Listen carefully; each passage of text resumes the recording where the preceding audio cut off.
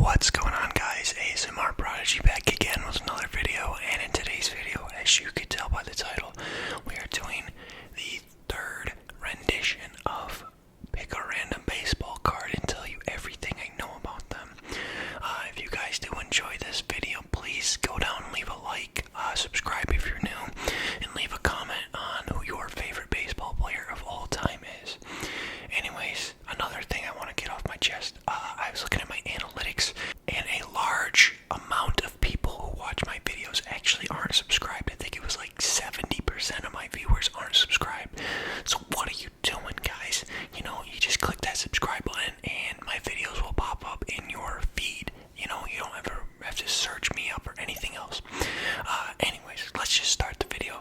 I'm down to my last binder of baseball cards, right? I had those like 2007 or 6 ones, and I had those 2012 ones, and now this binder is a mix of, there's some 2012 ones in there from like loose leaf packs that I bought back when I was a kid, not now obviously because they don't sell them, but, and then there's also 2017 or 18 cards in there that I bought like a couple packs back in the day, and yeah, we're gonna start, and I'm gonna try to keep this binder here.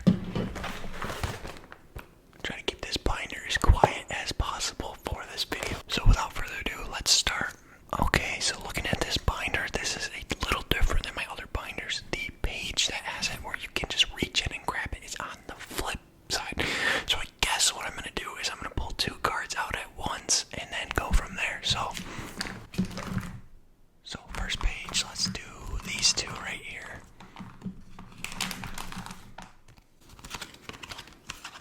Okay, I'll start one at a time, I guess. This is Jacob Turner. Jacob Turner was a pitcher that played for the Tigers, and then I believe he was one of the prospect centerpieces that went in that Anibal Sanchez and Omar Infante trade that I talked about in my first video of these cards.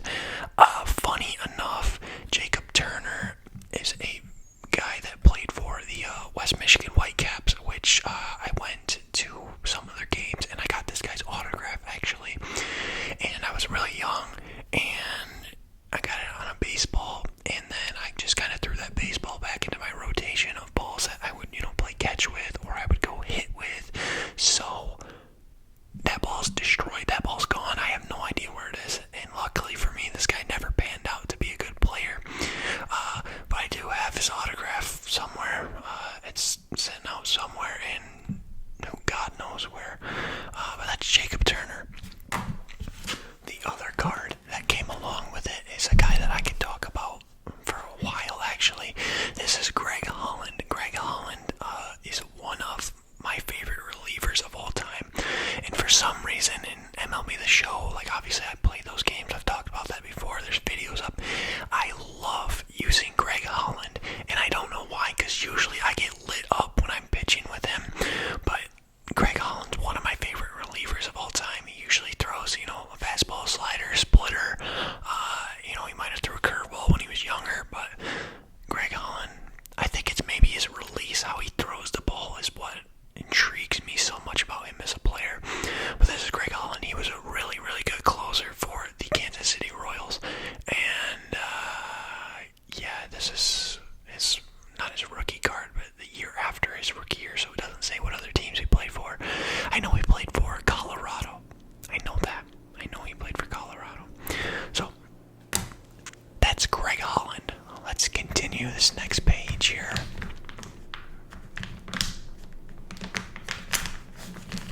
If I could pull it out, jeez. Oh. I know why it was so hard to pull out. I have 3 of the same guy. This is Humberto Quintero. Humberto Quintero. No idea if I'm saying that right, but this guy, I believe he's like a power hitting catcher.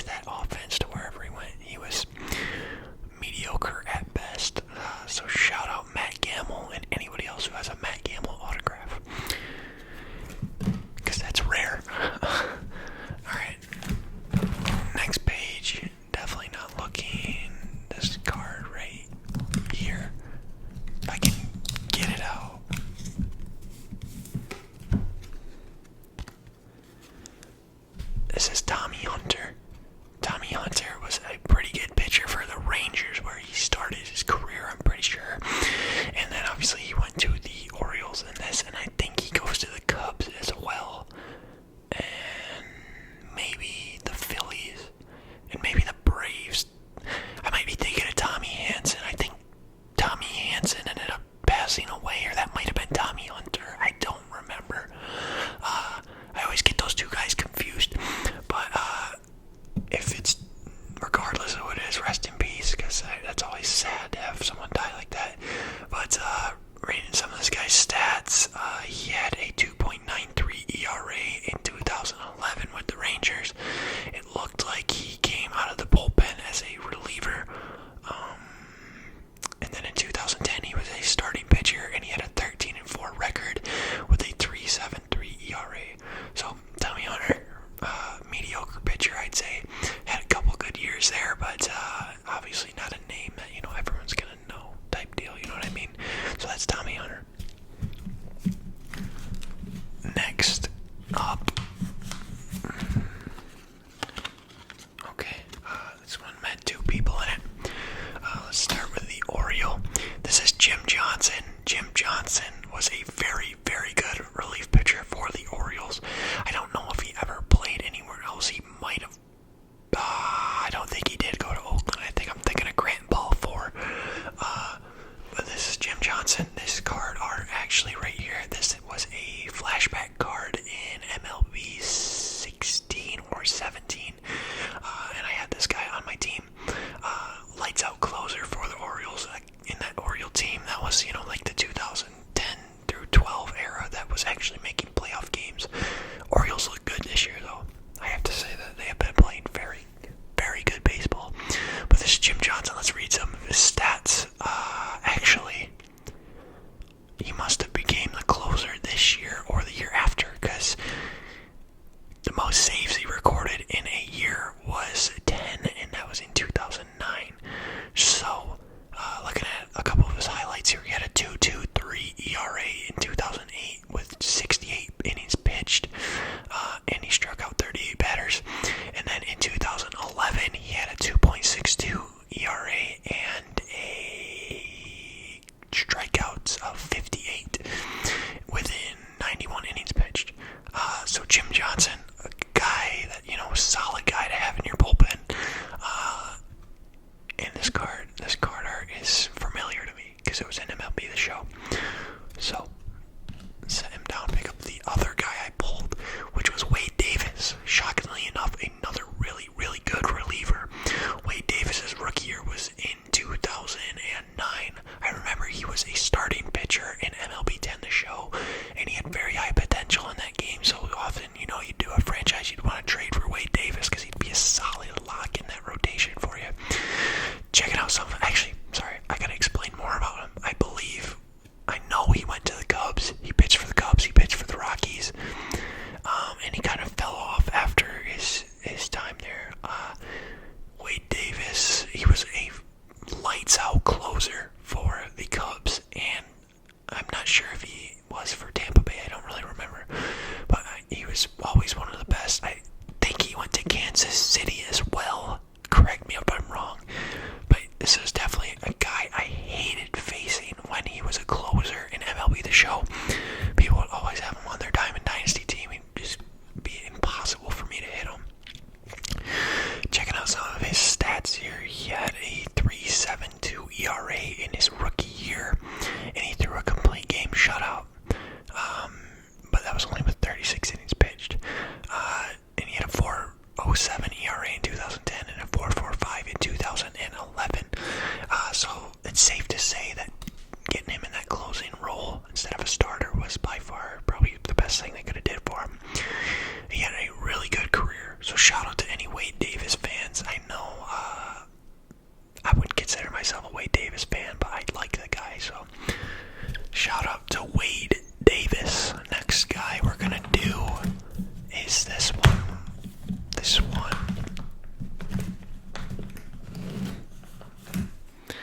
There's two.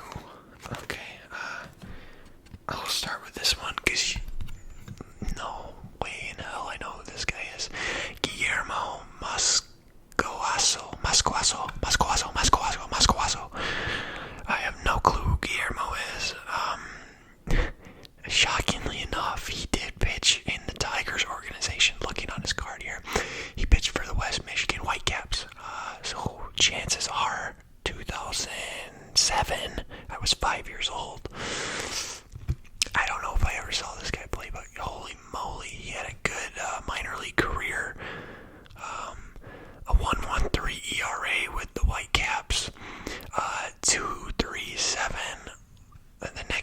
That's an 80 innings pitched. He had a 2.37 ERA, and then a 2.4 ERA in 57 innings pitched in 2008, and then he had a 2.31 ERA in 2009 with 70 innings pitched.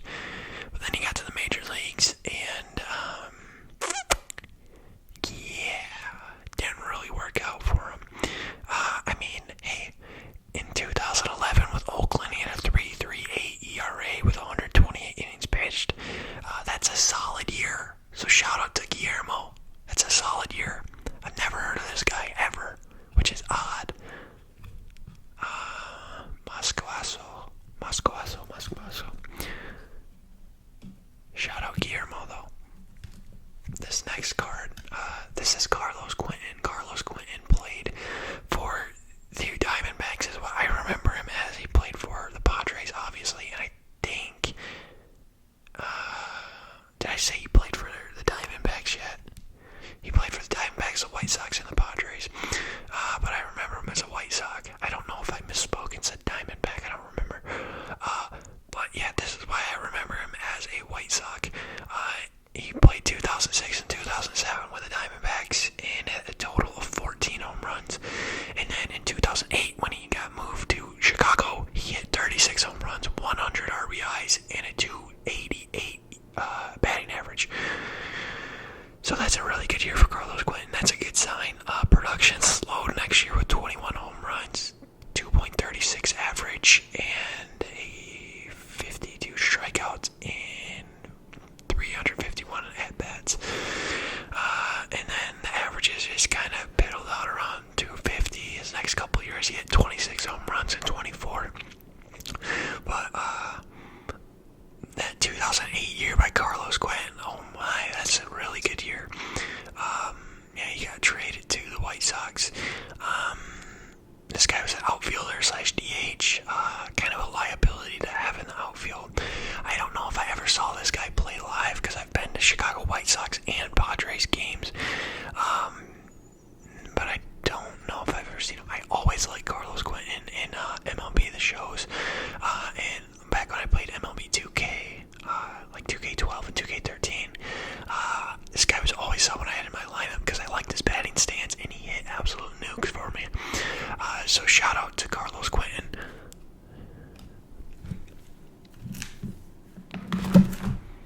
Let's skip ahead here.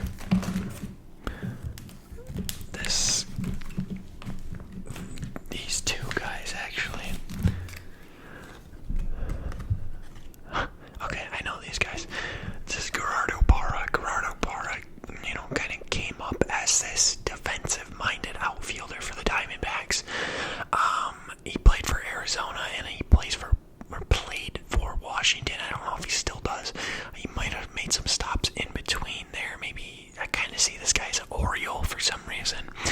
But Gerardo Parra, good contact hitting outfield. Not a guy who's going to hit you 30 home runs a year, but solid averages. 290, 361 in the minors, 292, really good for Gerardo Parra, and he stole quite a few bases in his, looks like, career here.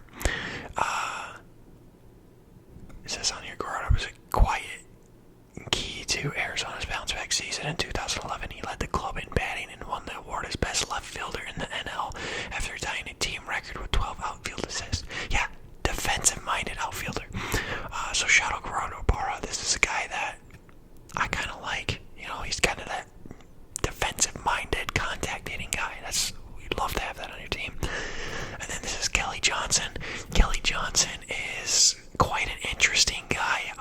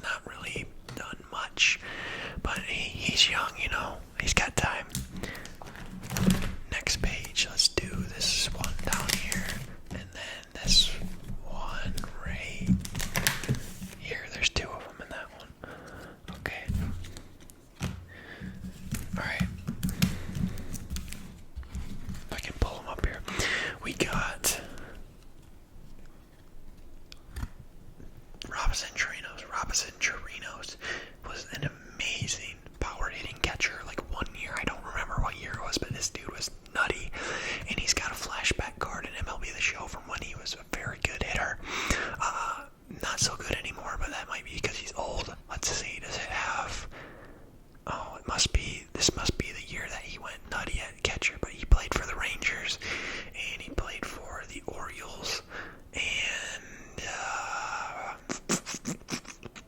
someone else probably. I don't remember.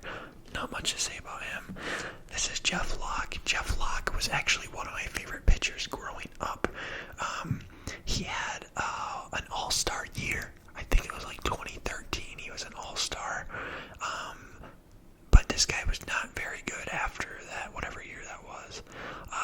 Let's see, 2013, he had a 3.52 ERA, which was his lowest of his career. But he was a lefty pitcher, and he played for the Pirates, so you do whatever you want with that information. Shout out Jeff Locke. And this other one I pulled is Chichi Gonzalez. There's not much to say about Chichi Gonzalez. He's been bouncing around the league, the Cubs, the Rangers, the Colorado Rockies. He's just got a fun name. I think he played a little bit in the Tigers organization, if I'm not mistaken. But that is Chichi Gonzalez. Let's do a couple more. This card here, and then this card up here. There we go. Oh, well, this is a Texas Rangers team card. A lot of Rangers that I just pulled for some reason. And then this is Tom Kohler. Not much to say about Tom Kohler, a mediocre pitcher. He played for the Marlins, and I think he got traded somewhere, but not somewhere important enough for me to care. He had a 3.81 ERA in 2014, and not much else to say about Tom Kohler. Let's do this. This is the last one. I just pulled 3 out somehow. Okay. I guess I'll start with the least of the 3. Trevor Brown. Never heard of him. Catcher. San Francisco. Wannabe Buster Posey. This guy I'll save for last. This is Franklin Gutierrez. Franklin Gutierrez was a pretty damn good outfielder. Average guy, average Joe. I liked Franklin Gutierrez just because he was, a defensive guy. He had a little bit of pop in his bat. This card art's pretty cool. Robbing that home run. He played for, looks like the Indians before going to the Mariners, and then he went to Tampa Bay. And then I think that's it. So shout out Franklin Gutierrez. He hit 18 home runs in 2009, and he had a 292 average in 2015 with the Mariners and hit 15 bombs. That's Franklin Gutierrez. Last guy of the day, DJ LeMahieu. DJ LeMahieu got his start with the Cubs, where he was traded to the Rockies and then eventually ended up in New York with the Yankees, where he is right now. This card is actually before he was good. The most home runs he hit on here was 6, and he had a 3.01 average, which is good.